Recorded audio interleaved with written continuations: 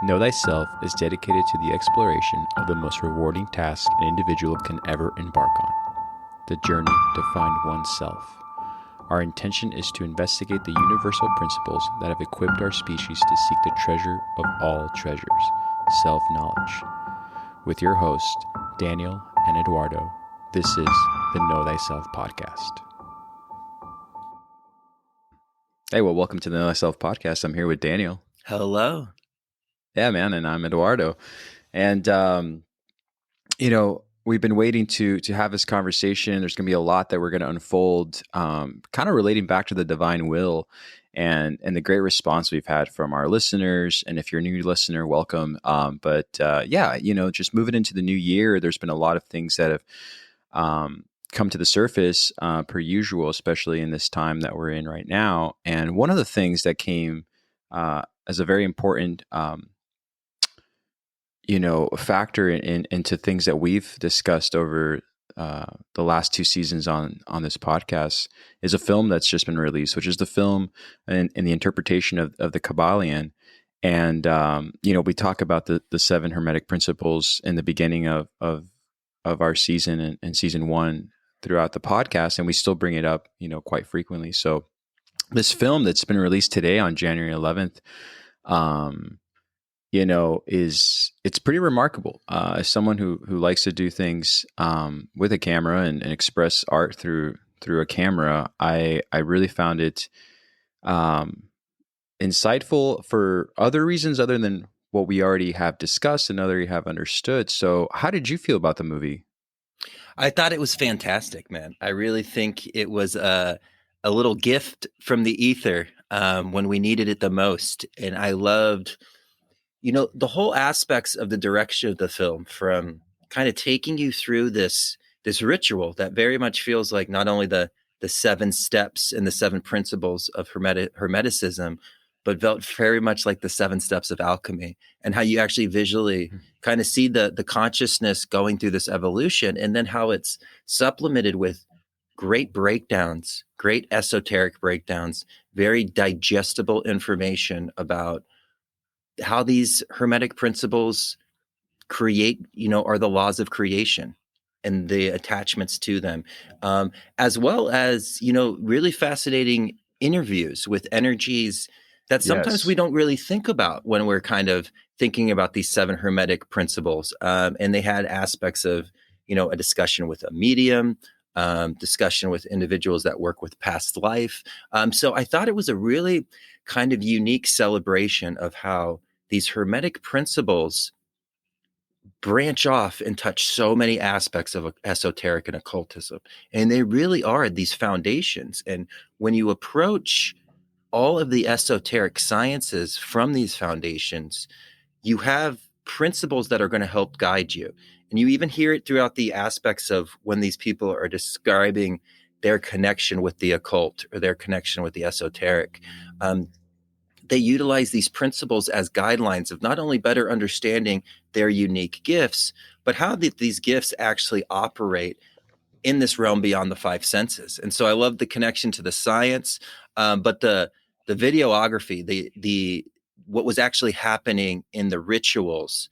Again, the breakdowns were so good, but I thought those rituals were some of the most powerful film I've seen in a very long time, and especially, on I'm sure, an independent budget. And so how they were able to make that representation of the soul's journey in such a way that's intuitively connected to so many people, they had my full applause. Was that your reaction as well? Yeah, what a great critique that you just gave, man. And I'm not saying that because I'm your friend. But yeah, directed by Ronnie Thomas and narrated by, and I always get his last name incorrect, but Mitch Horowitz. Mm-hmm. I don't know if I said that correctly, so pardon me. But yeah, I think that you nailed it. Having something that's more tangible to relate to such powerful and mystical experiences that the people that are interviewed on has been just such a refreshing way of looking through that lens of a film like this, because we talk about this as friends, even with experiences beyond this realm, whether it's through meditation or psychedelics.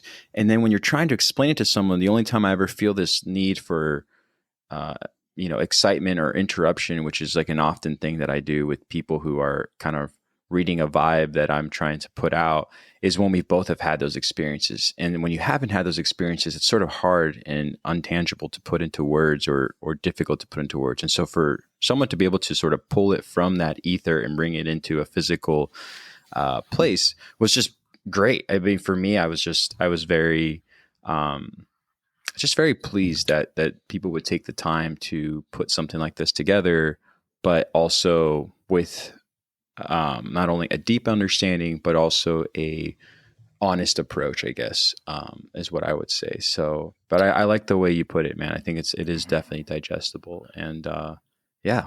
Yeah.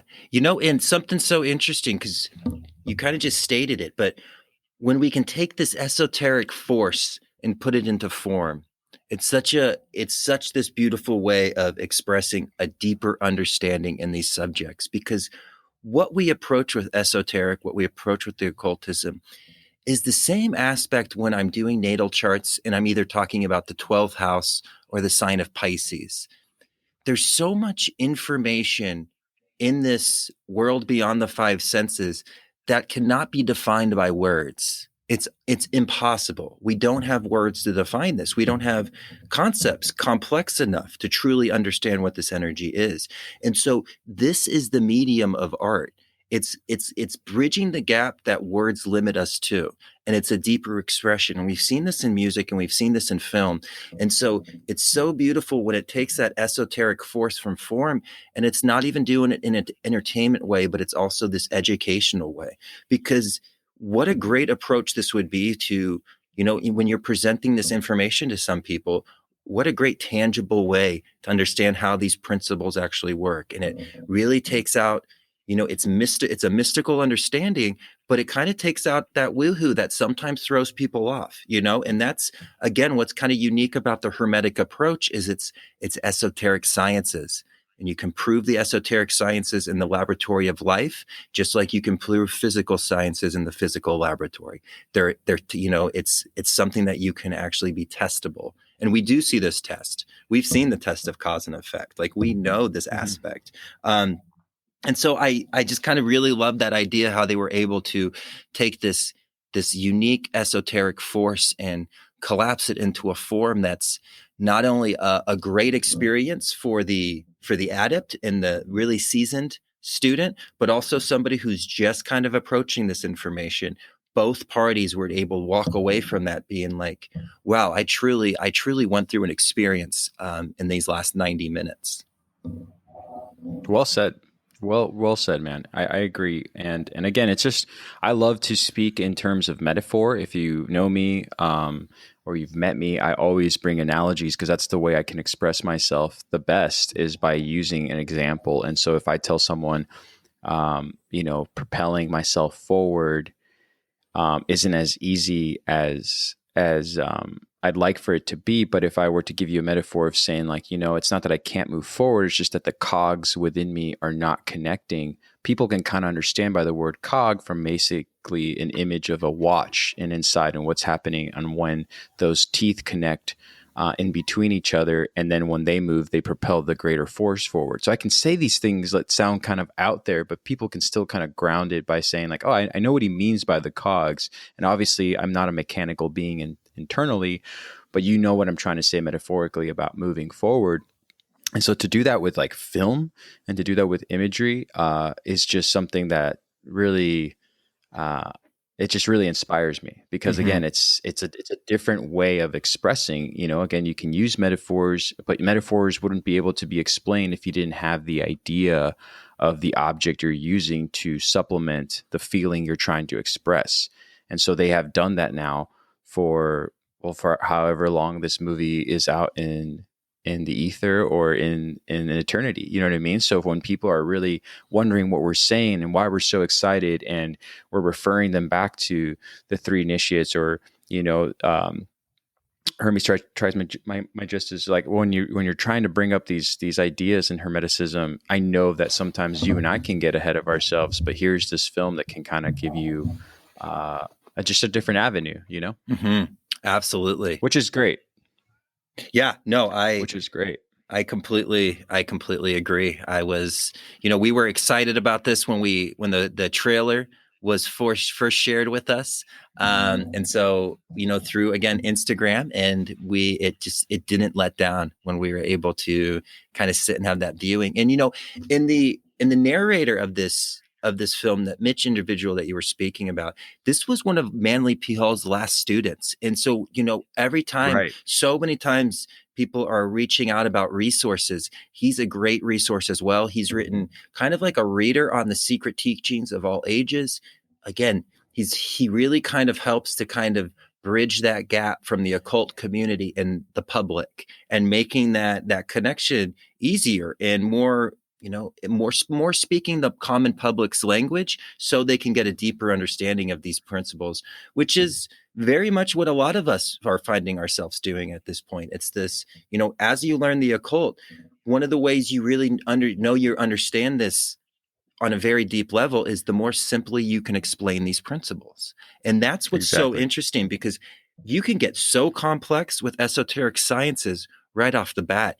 It's really when you truly start to understanding these and embodying them, that they become more simple, and it becomes more of this Zen approach where, again, the quantity is better than the quality is better than the quantity. And that's how we kind of Yeah. start to approach this. And so, fascinating aspect. And like we kind of said in the beginning, it really couldn't come at a better time. And I know that's kind of what we were going to kind of bridge that conversation into today. And so do you want to kind of take it away with what we were going to kind of get started with, the aspect of what 2022 kind of brings? Yeah, you and I, Daniel and I have had these conversations off air, obviously, but also on the recording. And one that we'll take you back to was, if you haven't listened to, was 2020 and this Renaissance period that we're finding ourselves in. And fast forwarding to 2 years from then to where we are now. Again, you couldn't have said it better when you said this movie couldn't have come at a better time, or this film.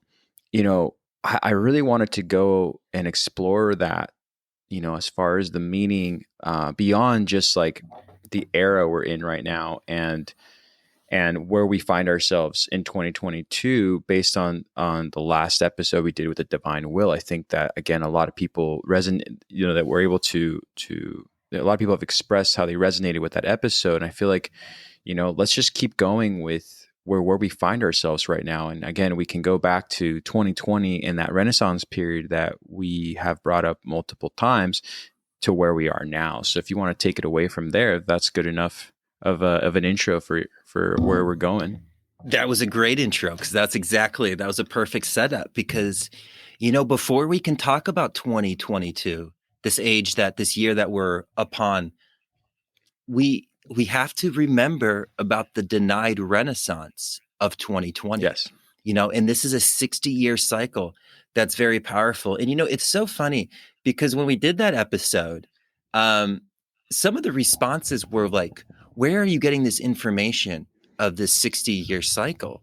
And you're like, a timeline. Like, Yeah. it's nothing, like, you just, like, they're like, well, what's your source on this? And again, people have spoken about it, but this is something you physically can just look at a timeline of world events. You follow it back 60 years. You don't need any resources, because we are allowed to identify patterns. We don't have to have patterns recognized for us and then cited in a book and told us that this is a pattern that now you can cite. Does that make sense? Like, we Boom. Well said. so we have to really understand this and accept this. Like, if we partake in creation, we can observe creation and we can make observations about creation. And so this 60-year cycle is undeniable if you look at physical science. If you even look at the science that these people have kind of like even just put in front of our eyes as being acceptable, it follows within Exactly. this cycle. And so this 60-year period was that great awakening. And we know what happened in that era. It was anything but a great awakening. It was anything but this this humanitarian move as we make this transition from the age of Pisces to the age of Aquarius, right? And these big astrological energies. And so, we really kind of have to understand that a renaissance can only be refused on a subjective level. It's always in the objective. You can't take the Renaissance out of the objective collective consciousness. The only way a Renaissance can be denied is on a personal, subjective level. We have to choose to deny the Renaissance that's internally creating pressure within all of us. And so what we're finding here is we're given a choice in 2022. Are we going to actually go through this cocooning and actually blossom this renaissance? Because we've seen it's been denied in the external environment, and it's been kind of hijacked to turn into something a little bit different. And we'll kind of get into what it's kind of moving to. But at the end of the day, they can't take the renaissance out of the objective collective consciousness. That will always be there. That's an impulse, that it's a desire that's burning inside of all of us. The only way that we can deny it is being convinced to deny it on a subjective level. And that's what's going to make a better understanding of why this environment has been the environment of these last almost 1,000 days. Because there's an impulse, there's a blossoming internally that's happening in each and every one of us. And the only way is going to be from fear to keep from this blossoming, to unfold what this great awakening is truly trying to kind of re-bring in front of our eyes. 100%, 100%. And again, I mean, you can have man-made things like concrete over a beautiful tree, but the roots will prevail and will crack through. And oh yeah, right. But that's really what I feel it's going on. And I think the only way we deny the push of those roots to surface above the level of that weight, in this case, with, like, there I go with metaphors, but with the concrete, is this isolation period that a lot of people are in, because I think a lot of the people who relate to us on this podcast, which is such a blessing, is that they're looking for a connection and they want to be reinforced that there is such a conversation going on universally. And the answer, in my opinion, is yes. I mean, it's not like I only listen to a few podcasts. I listen to multiple podcasts. Well, there's a reason for that. It's not just that I have the time to do it. It's just that I like the reinforcement that there are other people thinking and feeling what we are, and that's what you have to sort of use as a guide. There's a reason for that, you know what I mean? And I think that even just like, if you look at just basic things that are occurring in our world, people are quitting their occupation and starting a new occupation. They're taking chances on other things because they feel it internally, and that blossoming is still occurring. It's just not interconnecting as well as it should amongst other beings that are around each and one of us. And so, I think that denying this feeling or denying this Renaissance period has definitely caused some damage, but we're still here and we're still able to have our spirits lifted. And there's individuals like you and I who are doing this with or without anyone's approval, for the sake of love, prosperity, and something beyond what has been taught to us over our formative years, and by society, I guess, as a whole. We want to explore these things a little deeper for a reason.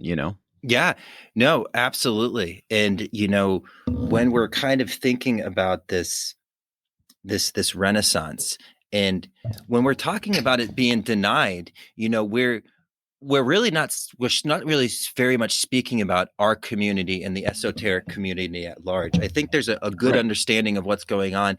This is going to help us better understand the pressures we're going to see build up in the collective external environment with, I say it with all the love in my heart, but with the muggles. Like, we're going to see how this pressure, because what happens when you don't express a collective pressure like a renaissance, a reawakening like the Renaissance? Well, that's going to cause the same kind of aspects of denying your anima and your animus. This is a collective force that's within you that's going to cause a lot of confusion, and it's going to cause a lot of fear. when we don't know how to almost incorporate that, because you almost have to incorporate a renaissance almost in the same way like you incorporate your shadow, but it's not so much your information, it's collective information reawakening. So it's more of that connection to that anima animus, where that's like the collective shadow that you have to merge in and understand that component. And so it's a beautiful internally blossoming thing. And you can tell it's happening to so many people in our community because we're getting messages,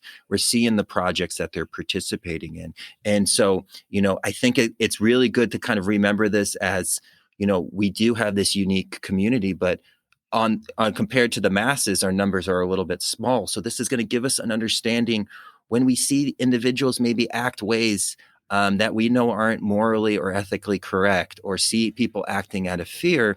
We'll have a little bit better of an understanding of that. And again, it's going to make the situation, I think, any more peaceful, but it will at least give us a little bit more internal clarity of what's happening here and why this is such an important energy not to deny in oneself.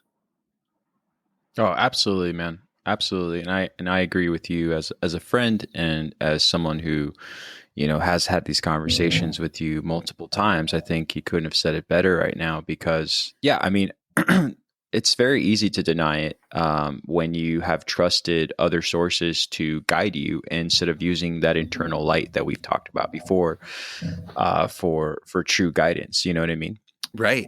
Yeah. No, absolutely. And so, again, that internal light, truth resonates. It is the ultimate beat drop. You can feel it. It resonates, it shakes, it pulls to you when you align yourselves with it. And so that internal light is what's going to be what we kind of create in this 2022. It's all about kind of kindling that light within and kind of taking all of this chaos that's kind of been put into the external and pulling within to ourselves and really going into this cocoon kind of aspect for this alchemical transformation that will be shared as we kind of go and follow really the universe as it's going through this evolution and this consciousness. But we as well are going to be partaking in this aspect. Absolutely. Absolutely. And so, yeah, I mean, again, going back to the last episode, that we, again, we kind of scratched the surface with 2022, but, one thing that I really wanted to talk about, if it's appropriate, is just even back to numerology and the importance of the addition to this number that we find ourselves in. And I know a lot of people who aren't familiar with numerology, or we haven't even taken any really deep dives in numerology. We have had a few conversations, but something that you and I were talking about was the significance of these numbers, adding up to the number 6. And so I kind of want to, poke your brain a little bit about that, and open up that whole conversation. Yeah. Are you okay with that? Oh, no, absolutely. And, it's fascinating when we can kind of look at the numerology and what's the number of the year. And so 2022, we're going to add up the digits there, and it's going to be 222. So we get a year 6, and a year 6 is going to be all about the internal healing of the individual. And it would make very much sense from after these circumstances that we've kind of evolved from and we've kind of participated in. And so the 6 is all about that internal energy coming in back on the self.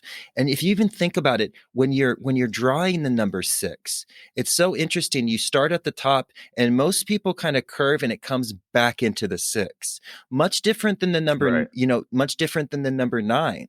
The 9, we make that circle, we make that oneness, and then we take that oneness out and it's shared with the environment. And this is what's different between a year 9 and a year 6. A 6 is really, we go into that healing to create this incubation.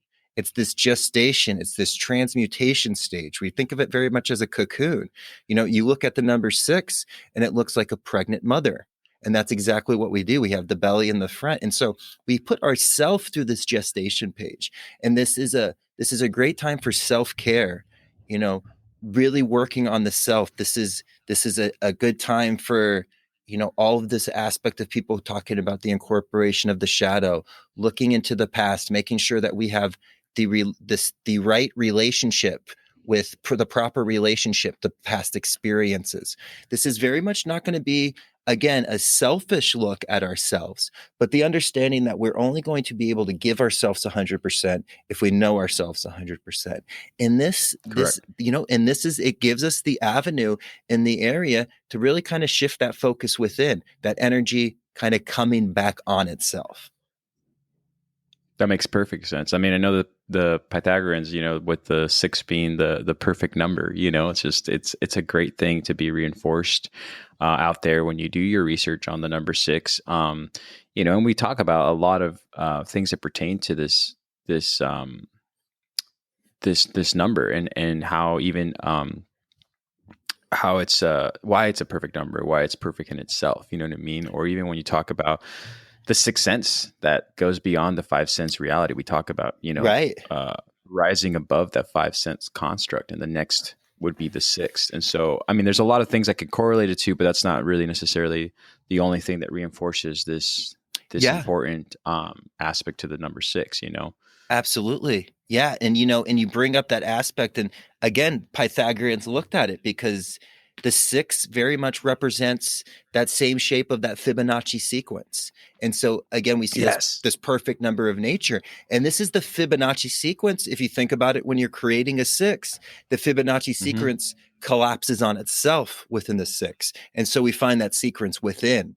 We have to go within ourselves and find that sequence, where nine is seeing this perfect number and sharing it on the outside. So it's pushing creation out. At this aspect, we're harvesting creation within. And it truly is energy collapsing onto itself for self-care, self-discovery, and ultimately self-love. And that's what this sixth sound. It's very much of this nurturing year. And if you think about all of the relationships we've lost in these last couple of years, just the impediments that the entire environment has had, this is a time for healing. We need to heal ourselves because something very big is on the horizon. And we need to get ready for that. And we need to find this internal light, because it's that truth is what's going to be that guiding force that we're going to use as we climb this ladder up to a seventh, eighth, and a ninth year. And so this is a really important stage. So, we could say this last year and the year before was to get our game on. Well, this year is to turn our flame on, and we're going to turn on this internal light, and it's going to be for the remainder of this journey, our ultimate guide. And it's actually been our ultimate guide this entire journey, but we're truly going to understand it and love it for what it is, because not only is it developing our soul, but it's making us into the individual that we know that we need to be. Yeah, I agree, man. I agree. And I'm gonna go a little bit off here, but I think in Buddhism, and I don't know if I'm on point here, but like the wheel of life, the samsara, Yeah. has the six spheres, and to reach that level of enlightenment, to obtain is to break out of that, and to really allow yourself to, rise above. And so what you're saying is exactly what's been said. It's nothing new under the sun, as we say this before, but it's an important thing that needs to be not overlooked. Right. Absolutely. And if we look at the numerology, and I really invite everybody to look at this year six, and you would literally just, if you're typing it into like DuckDuckGo, you just put numerological year six 2022, and you'll be able to gain information on this. But what it will also do is it will be able to generate a calculator for you, so you could look at your own numerological chart and see how your numbers are going to respond and correspond with this number. And so you get a little bit more of an independent understanding. Just like astrologically, you can look at transits to kind of get a snapshot of the zeitgeist in the current moment.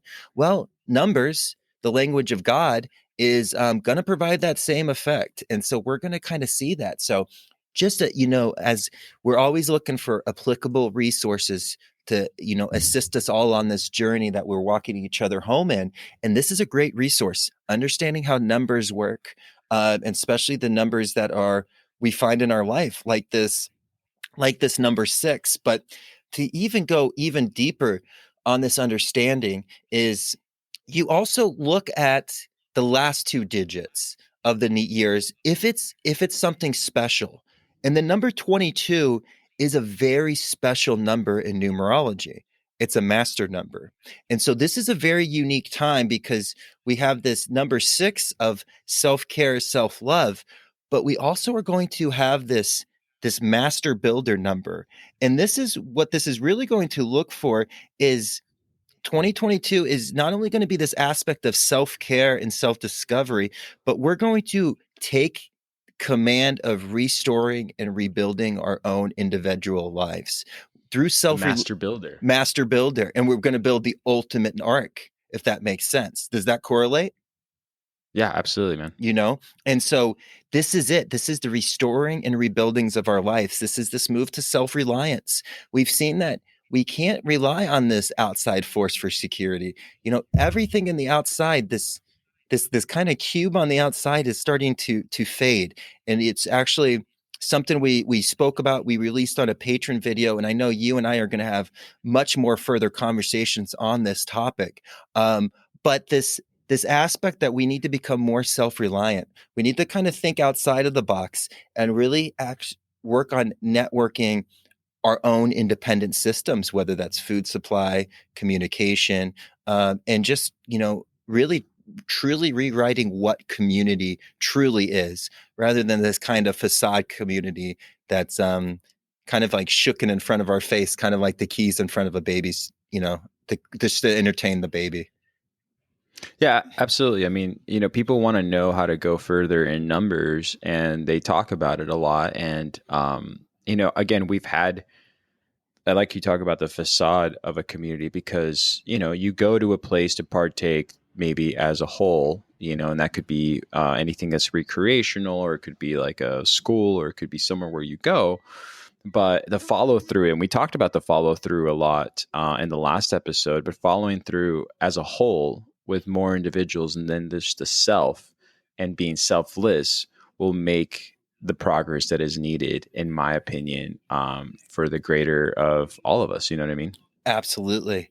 Yeah, no, it's this true building of this foundation, and it's in that selfless Aquarius humanitarian approach, objectively seeing all parties involved and how all parties need to be nurtured and cared for. And that's what's really beautiful about this sign of Aquarius that we're moving into. It really is the sign of brotherhood and sisterhood.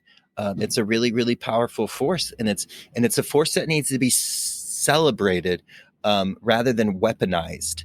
And we're seeing that at an alarming rate as well. But again, this is to create fear from the Renaissance. They have to kind of skew these principles, right? They get you full on bread so you don't eat your dinner, but really the meat and the true essence isn't in the bread. It's in the actual really thing we're supposed to digest. But there's this agents of the matrix that are kind of keeping these aspects at bay, but we know it's what we're internally being called to. So it's the voice that's in everybody's heads right now, of this idea of we need to become more self-reliant, and that means, stabilizing ourselves, not in the physical, not in the mental, but in the spiritual, and understanding that that is the arc that's going to protect us from whatever these external flooding that we might find ourselves in consequence in.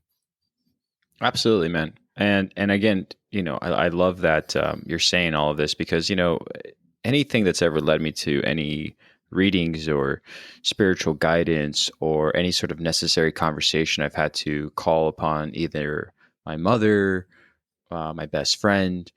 Those are all coming from a place of seeking truth for the void that is felt in the heart. And right now, we're not talking about a life-changing experience between one age or another age, as far as like moving into a new era. Only it's the manufactured fear that is kind of hijacking your divine and I should say like your go ahead. Your birthright, your divine Your birthright. birthright. Yeah, Yes. exactly. Exactly. So this is a little, it feels tricky, but there's got to be a reason for it, and there's a reason why you find yourselves, looking into more mystical readings or approaching life with a different lens, it's, again, like Daniel just said, it's your birthright to be able to ascend to another octave, as I frequently say on this podcast. And that's what interests me. This is what got me here. I know if people have asked us not to get off the path, but to give sort of an answer of a question I've read about or read a lot from the fans is, what are your credentials? Who initiated you guys? What's the story behind it? And I don't worry too much about giving an answer like that, other than to tell you the truth. And the truth is that the void that is felt inside is what allows me to seek what is, beyond this veil. That's why we go there. And that's why we investigate these principles. That's why we connect to these principles, because they already are a part of us. If we are within the universe and we are part of the universe, well, then here's this sort of, hand that's letting itself out to you for you to grab and reach. And if someone's denying that connection, you need to know how to be stronger and be more willing to, keep yourself not just grounded, but feel what's internally right for you and for the people that you love and the people that you care for when that connection is severed. Right. And there shouldn't be that severing of connection. There's a reason why people want to commute more now than ever with nature. I feel like people have been doing this forever, but in this century, the 21st century we find ourselves in, you get a lot of people who are just like, oh, I just need to be outside and this is my church. Well, you're just outside. And by being outside, you're in the elements. And by being in the elements, just like we talked about squaring the circle, I mean, you have these parameters that are lending themselves to you for you to have that connection that may or may not be severed. And the reality of it, what gives me confidence, just me, Eduardo, is that severing is fake. And so you can easily just kind of push it to the side and make your stand, really find the strength that you need, because it's already there within you. It's just a matter of wanting to unlock that door, right? And I know I sound really woo, and I don't really care if I sound woo, but that's just how I feel. So again, back to anyone who ever confronts our credentials or where we're going or what we're coming from, it's because it's what I felt and it's what led me to go where I needed to go. And I have resources like friends and family, but also, we have an abundance of this right now available to us in order to have a map that we're willing to open and follow a path that will lead us to what we're talking about, right? 100%. No, I think that's fantastic, man. And when we utilize that map and we really find this internal light of this guiding source, that's what we're uncovering in this year of the six. And it's that incubation and it's that creation of that light. Because we see it, but it kind of plays hide and seek, just like our confidence, just like our courage and all these aspects. And it's being able to call upon this energy and truly, surrender to this guiding aspect, which is going to be, so important in this time. And this is really just the time to surrender the higher self. You have to surrender to something in this universe. It's you're either dominating or you're surrendering. So what are you surrendering to? Are you going to surrender to this kind of synthetic cube that's kind of getting pulled over our eyes? Or are you going to surrender to creation, i.e. natural law?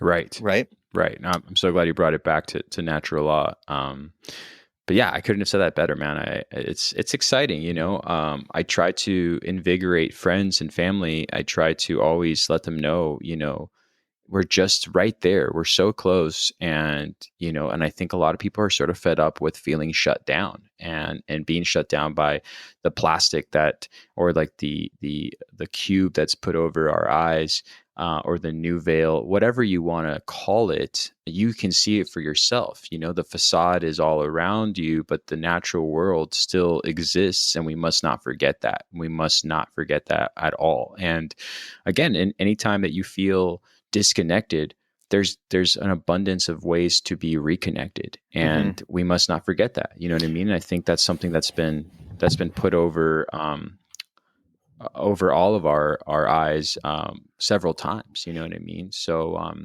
Man, and go you ahead. you make a good point though, because it's so funny because when they try to make these separations and these disconnections, um, and they try to pull us away from natural law and the actual patterns of the universe, the best example of not only how they can hijack this energy, but how creation and the universe hijacks energy back is just as fascinating. And so Yes. I know we've spoken about this before, and I know I've spoken about it on length on the Patreon account. So I really apologize if I'm repeating myself here, but it's a unique thing to think about. And so time in the construct that we see it, in the 15-minute breakup and where we kind of live with a clock on our body, this is a very recent aspect in consciousness. This might have been in the deep historical past, but being reintroduced into consciousness, this comes around the Industrial Revolution and the train system. That's when we actually had to start really defining time of like that shipment's going to be here at 12:08. And so we actually had to really break it up into the 60 minutes where we were actually needing to be kind of almost attached to this aspect, right? The more you lived in the bigger cities, the more you were part of an industrialization, the more the actual physical clock was about a part of your life rather than the natural clock, which is the sun and the seasons and the weather, right? And so we kind of replaced it for this synthetic version of time that's really broken down into the by the second, and we've gotten more attached to that as we've become this more industrialized, modernized society, right? And we even go through this evolution from the clock being this analog circular thing to mostly digital. So humans have not seen numbers in digital form and these kind of variations as often as they do now. Okay, you were not looking when you were on the farm 400 years ago, you weren't looking at a digital, like any kind of thing that was telling you exactly what the time was. You might have, again, a clock, but it's not on your body. You're not constantly seeing these numbers, right? So, isn't it funny how the universe let them kind of take control of time, and then the universe uses time as one of the biggest voices for angels and higher powers to connect to us, those energies that are just upon the realm that we no longer can see. Because remember, we used to walk with angels, we used to walk with giants, right? And through this whole evolution of consciousness, we know this through these biblical stories.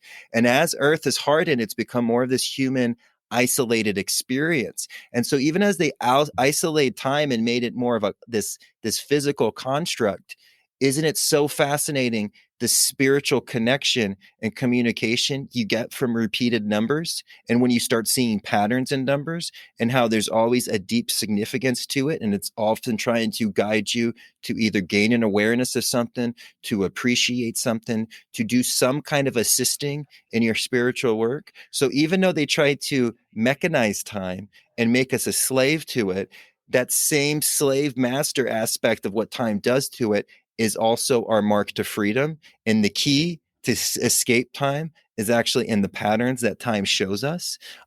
So it's this fascinating aspect of hide and seek. Are you seeing the universe where it's trying to appear? Because it appears in the most oddest places. We spoke about this when, even when we had like a negative comment and we look at it like, oh my gosh, God, is that you? I'm finding God in the most interesting and beautiful places. And you find this in time. And to correlate this with numbers and patterns, be aware of these patterns you see on this digital clock.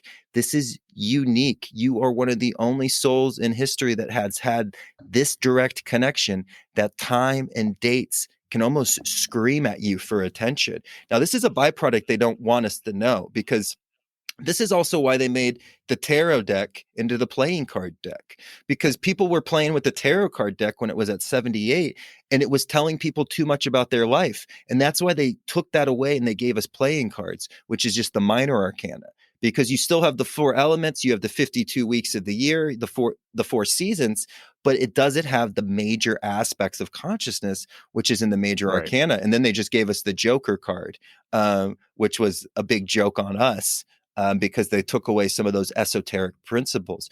But do you see how not only did they hijack creation energy for their own purposes. Creation energy lets them hijack it and then reconnects. And that those angels, those guiding forces, your higher self, your daemon, whatever you want to call it, now speaks through this unique language that's really isolated to the last 150 years. 100%, man. Bravo. No, that's a great piece of insight that you're talking about right now, especially on specifically on how these numbers scream out at you, and how you can kind of, really pinpoint what is actually happening and how it's happening, and then only if you choose to believe, that is, right? So it's up to you on how you pick up the pieces. If the call is coming in, are you going to pick up? Right. Um, so yeah, 100%, man. Yeah, no, just fascinating. I mean, they really tried to make Father Time into a tyrant. And he's not a tyrant. He's a construct for our experience, and we have to learn and respect him. But it's not this tyrant, It's the form that we're able to create through. And so it's so interesting how, the universe didn't do that. And even when we get more deeper into the feminine mysteries and the deep Mhm. aspects of feminism and Gnosticism, we're even going to see how the feminine energies do this. And this is very much the female kind of speaking of how even when creation kind of gets um, despiritualized, how she appears and she always comes back and she's always looking for us to awake and understand truly who we are. And that's what this great awakening was about. And this is the furthering stage of it. Okay, this great awakening isn't going to be an overnight thing. Okay, the lifting of the veil happened in 2012. We saw the cube for what it truly was, the synthetic cube. And it started to lose its potency. It started to lose its hold on us. And as we are graduating out of this, there's a fear, and it's trying to pull us back in. And so this evolution away from this great awakening was not supposed to be just in a 1 year thing. So it was denied from us, but that's just building up this pulse. Because if you even think about it, the 1960s, if you look at history, it's a slow progress before you get to Woodstock. That's kind of the top of that aspect. So we see that this is a developing thing, and 2020 marks the beginning of this renaissance. But this game is not over. The chessboard is on there, and we need to get on the chessboard, because most of us think this is a game of checkers, and we're not playing the great game here. This is a game of chess, and we need to get to this role of chess masters. And just how they think they're going to know us 5 moves ahead, we're going to know them 7 moves ahead. And it's going to be working through this community and understanding how to do that, that we're going to really understand how we can kind of be more creators rather than saving this broken matrix system that is already dissolving. This is really going to help us shift into the direction of what the new world is that's going to be created with consciousness, truth, and love as the only components, because that's all you truly need. We will kind of talk about it. I know we want to get into this conversation of like the cube within the cube, and I think Yeah. that's where we're kind of leading to next week to further that idea. So I don't want to go too into it, but this is the time. Like I said, these last couple of years was getting your game on, learning these esoteric principles and this philosophy, and maybe just reigniting this in your life. Because a lot of people I talk to are like, I was into this and then I kind of fell off.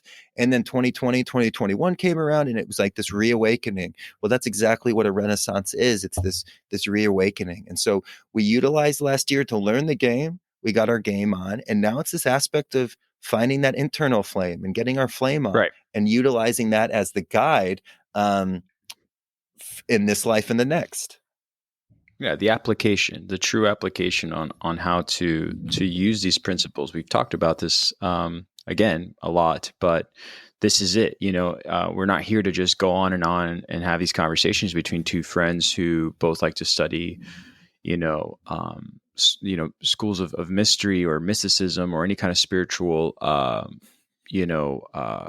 knowledge. It's to know exactly not only ourselves, but also how to aid ourselves and use this information for the application of the greater good of humanity, which we're ready for. You're ready for it. That's the thing, is that a lot of people can hear this conversation and just write it off or not really engage, and that's okay. But for those who feel it in their gut and their instincts internally, this is the time to continuously apply, apply and move forward. I was just walking my dog a few nights ago, and I was just so happy that either you can or you can't, or you do or you don't. And one of the things that I saw a couple neighbors do, just not even close to each other, um, this one older man on his front lawn had a big sign. Out of all the signs he could put on his front lawn, just said "Be kind." That's it.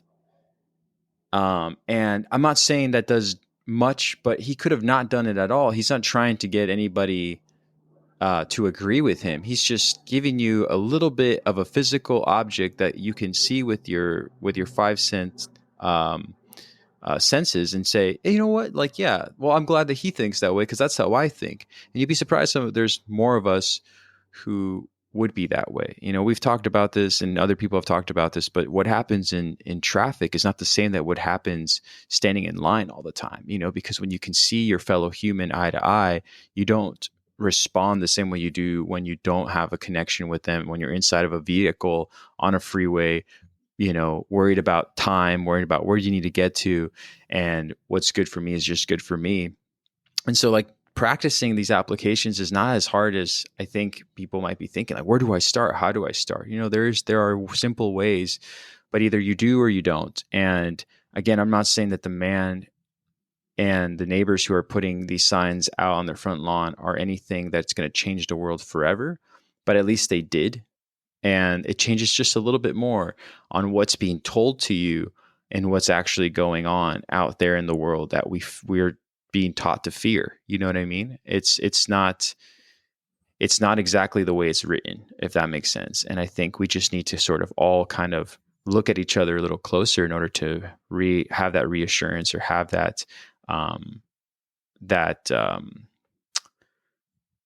guess, like, ability to elevate each other up, I guess. You know what I'm saying? 100%. Yeah. No, man, I think that's very important. And, understanding what the true pulse of consciousness is, rather than what we're synthetically told it is going to be one of those guiding lights that's really going to come in to the collective. And I feel like we're all going to get more intuitively connected in that network as we kind of make this evolution to Aquarius, that we will kind of understand the internal aspects of where consciousness is, rather than relying on the days of our life drama that people call network news and Silicon Valley.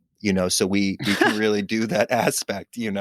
And so yeah, man, I think it's an exciting time. I think this is such a good incubation period for all of us to go back and really do this deep healing, and make sure that we're ready for what's coming, and we're ready for this new change, and celebrating this self-reliance, and understanding that this is what the individual path is calling for at this time.